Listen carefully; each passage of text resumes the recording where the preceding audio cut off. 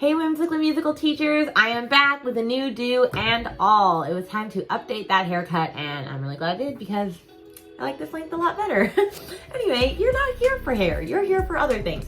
So in today's video, we are going to be talking specifically about a book that I use to introduce Ta and TT with my kids, Duck Rabbit. If you haven't heard it, it's a really cute book and I don't actually have it with me, so I'm gonna post it on the screen so you can see it.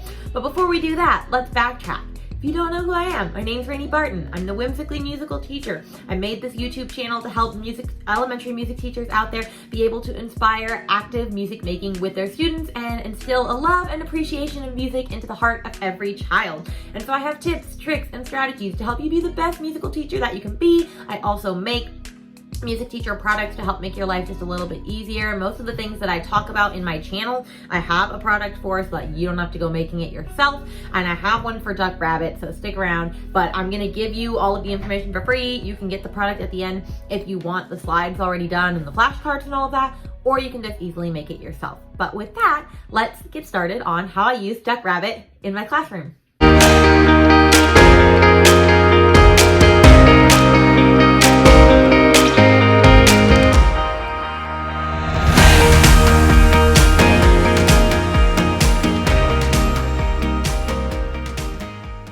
So Duck Rabbit is this cute little book that I found at some music teacher conference a couple years back. Basically, it is one of those pictures where if you look at it, certain people see one thing and certain people see another.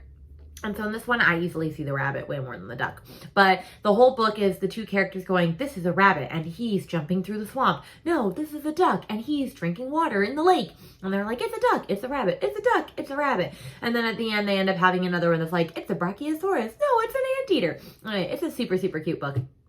I'm going to spare you the details of trying to remember every page, but that's basically what it is. And so in this, Duck and Rabbit pertains itself really well to Ta and TT. And so I'll typically use this book by first just introducing Duck and Rabbit one day, and then I'll introduce Ta and TT on a totally separate day.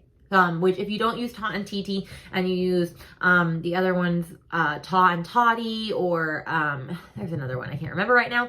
Basically, I use this to teach quarter note and eighth notes. So whatever counting or notational method you use, it can work for this process as well. Okay, so then once we have finished reading the book and the kids get to vote on whether they thought it was a duck or a rabbit, just making sure I make sure to look at my notes so that I don't miss anything.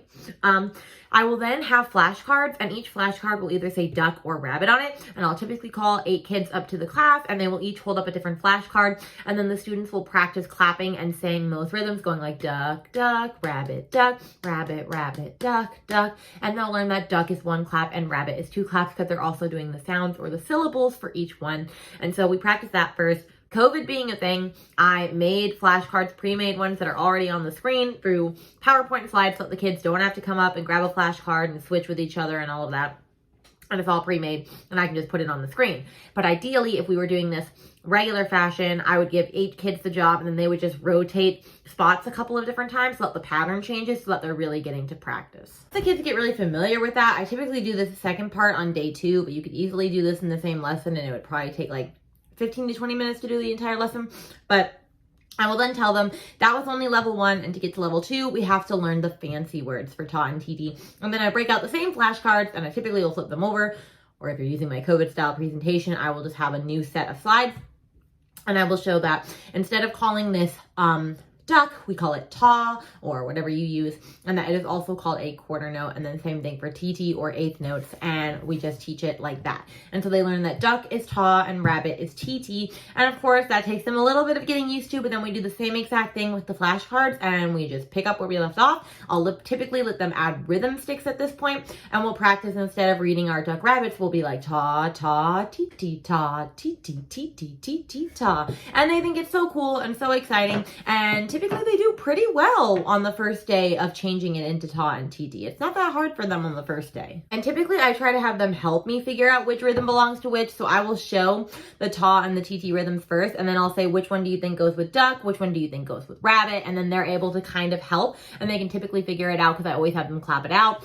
Clap out how many sounds are in rabbit, how many sounds are in Ta, how many are in TT, and can you figure it out? And then they typically will be able to deduce it from that. And then once I've introduced Ta and TT, I basically then in that same day will take a rhythm play along. You can find any rhythm play along on YouTube. I will link a couple of my favorites down below, and I will just add one of those so that we're really getting to enhance their practice and expansion part of the ta and TT process. And then after that, I just always refer to them as that, but I also always try to say quarter note and eighth note, because otherwise the kids will never make that connection that those are the same things. And so I want them to know, in the real music world, if they were to see that in band or, you know, in middle school or high school, like we wouldn't call that ta and TT anymore. It would be an eighth note or a quarter note. And so I'm trying to instill that idea in them from as early as possible. And so that definitely takes a little bit of getting used to say like ta, quarter note, TT, eighth note, or toddy, eighth note, whatever method you use. But I think that's also really important to start getting them in the habit of saying quarter note and eighth note and stuff as easy and as quickly as possible. And honestly, that's all I really have for you for this one. This video was short, sweet, to the point. It's not a long video. Like I said, I have all of this already pre-packaged for you with the flashcards and the read aloud and all of that. If you want to purchase it, I will put it in the link down below. Excuse me, oh my gosh. I'm currently actually working on an entire ta TT book bundle. Right now, all that I have released is Duck Rabbit and Chicka Chicka Boom Boom. So if you're interested in either of those, I will link to both of those down below. I have not bundled them together yet. But I'm working on that currently because I think that books are a really great pathway, as we all know, to getting music concepts instilled in children's brains, and plus literature is just a great way to do so because kids should be reading more often. So definitely make sure to check that link out if you want those products, or you can make it yourself. I gave you all the goods in this video. I hope this was helpful. Like I said, please let me know in the comments below what type of videos you're interested in. I just had someone ask me to do one, and I'm going to be doing it for them. So if you ask, you shall receive. Make sure you like, subscribe, and share to this video. Share it to everyone else so that they can see what's coming around the pike. And with this really short video, I'm going to go. I have one more video to film today. All right, you didn't need that, but it's okay. All right.